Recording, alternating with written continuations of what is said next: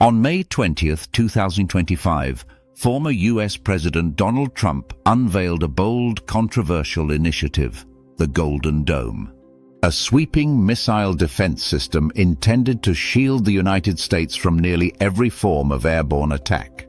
Ballistic missiles, cruise missiles, hypersonic missiles, and even weapons launched from space.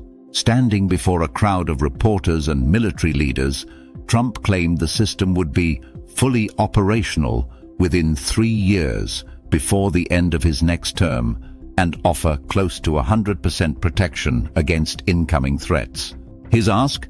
An initial $25 billion investment to launch the project, projected to balloon to a total of $175 billion. But in a world where the speed of destruction now exceeds the speed of sound, and sometimes reason, is such a system possible? Could the United States really defend itself against weapons traveling at Mach 5 or faster?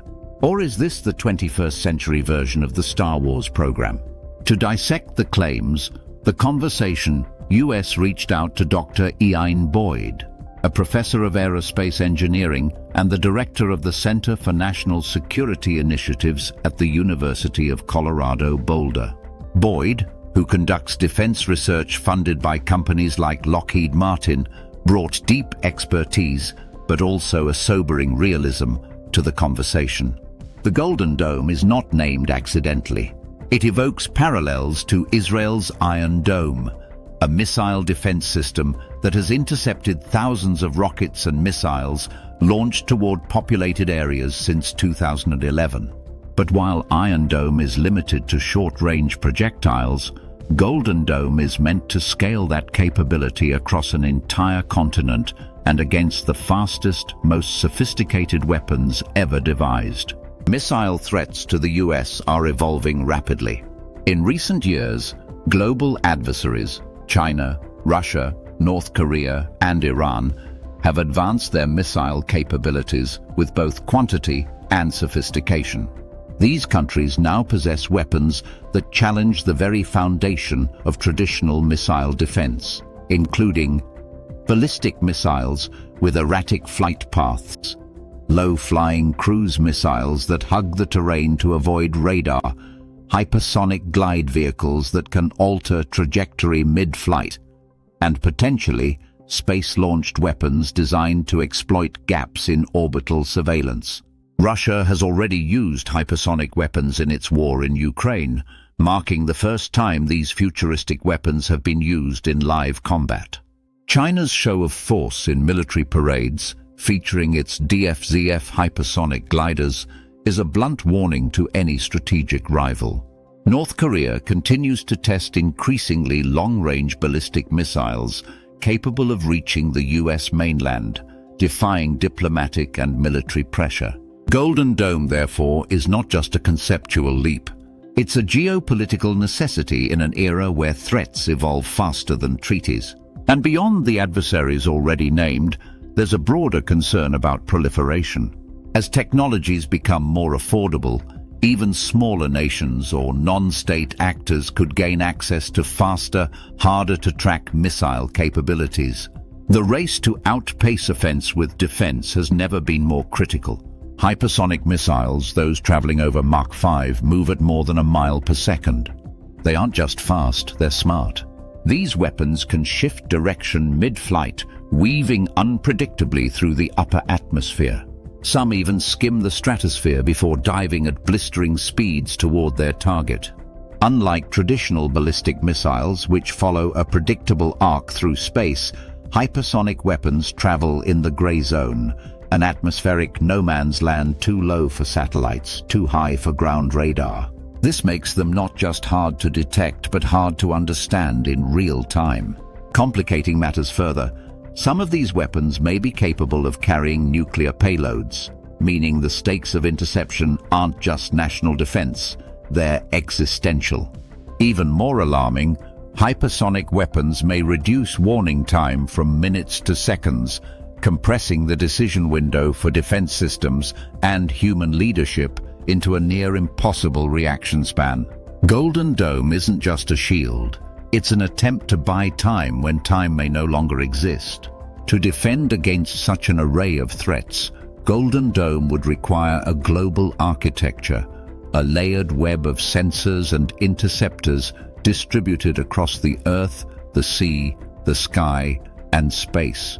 Boyd explains that these sensors would need to be placed near likely launch points, adjacent to geopolitical adversaries like China, Russia, Iran, and North Korea, to detect missiles immediately after launch. This would involve a hybrid of technologies: ground-based radar arrays positioned from Alaska to Guam, with radar fields overlapping for redundancy; airborne surveillance systems like AWACS and J-STARS, outfitted with hyperspectral imaging and real-time target prediction; ship-based platforms such as Aegis-equipped destroyers stationed in strategic choke points like the South China Sea and the Eastern Mediterranean; orbital sensor constellations, some operating in low Earth orbit for speed, others in geosynchronous orbit for constant coverage. The data from all these platforms would have to flow into a centralized command network capable of analyzing, predicting, and assigning interception targets within milliseconds. That network would need to integrate artificial intelligence, quantum encryption, and seamless interoperability between military branches and allied nations. Interceptors would include not only traditional missiles, but potentially boost-phase interceptors and even drone-based kill vehicles designed to loiter in high-risk zones, ready to strike on a moment's notice. Additionally, Golden Dome could eventually operate autonomously, with machine learning algorithms predicting and countering threats before humans even respond.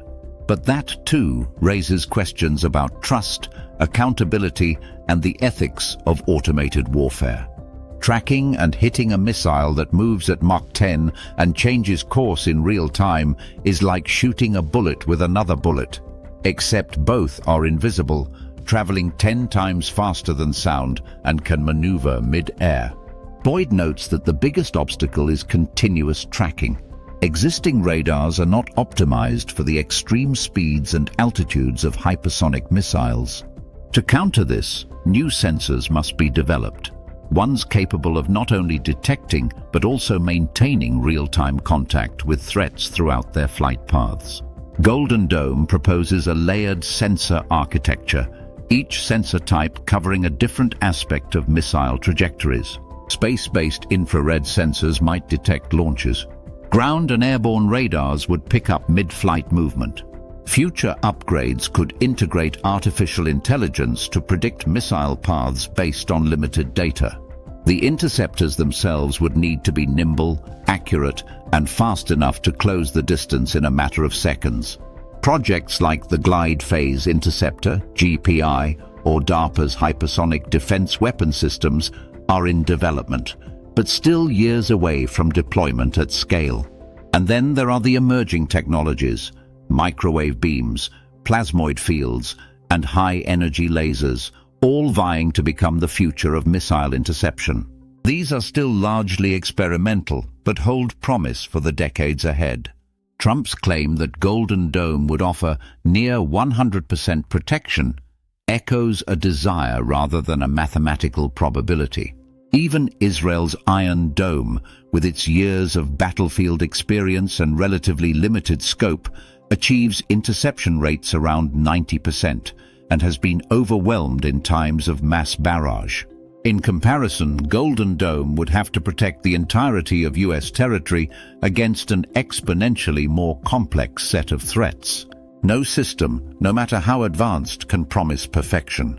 The laws of physics and limitations in detection and interception will always introduce a margin of error. The true value of Golden Dome may lie less in its actual protection rate and more in its psychological deterrence. A credible defense system forces adversaries to reconsider. Launching a $10 million hypersonic missile only to have it intercepted renders the cost-benefit ratio unacceptable. This mirrors the Cold War doctrine of deterrence through strength, updated for the realities of the 21st century. Trump's timeline to build and deploy the system within 3 years is viewed by many experts as highly ambitious, if not implausible. Boyd suggests that while partial deployment is possible, especially by upgrading existing assets like Aegis and THAAD, true full-scale operation would likely require 5 to 10 years and coordination across dozens of agencies, private contractors, and allied intelligence networks. Historical comparisons show what's possible when urgency is matched by resources. The Manhattan Project gave the world nuclear weapons in less than 4 years. The Apollo program landed humans on the moon within a decade. But both required full national mobilization and unrestricted budgets. And unlike those efforts, Golden Dome isn't a single technology. It's a web of systems, strategies, and partnerships. Building it would mean building a new era of military coordination from the ground up. Trump's proposed $25 billion for Golden Dome, just 2.5% of his $1 trillion defense request for 2026, may sound steep, but in Pentagon terms, it's feasible.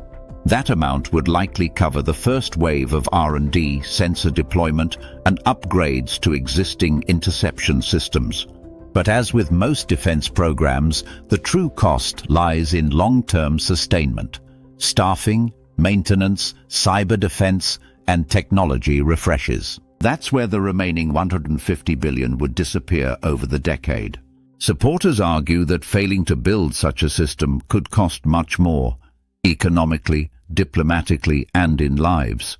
Detractors worry it could spark another arms race as adversaries respond with cheaper, more overwhelming missile swarms or space-based countermeasures. Golden Dome is not just about interceptors.